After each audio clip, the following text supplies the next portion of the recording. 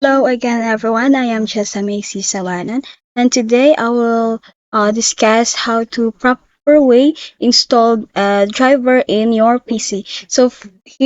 I already put the steps. So first is click computer, then click properties, and click device manager.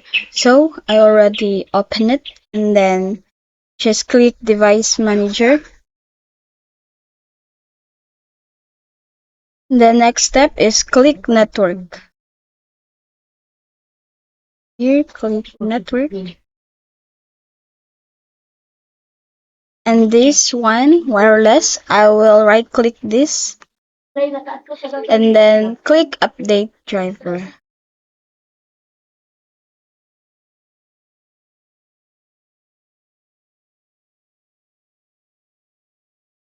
So here you can see the prompt. How do you want to search for drivers? So just click this search automatically for drivers for you. For the Windows, will search your computer for the best available driver and install it in your device. Just click it and then the best drivers for the device are already installed.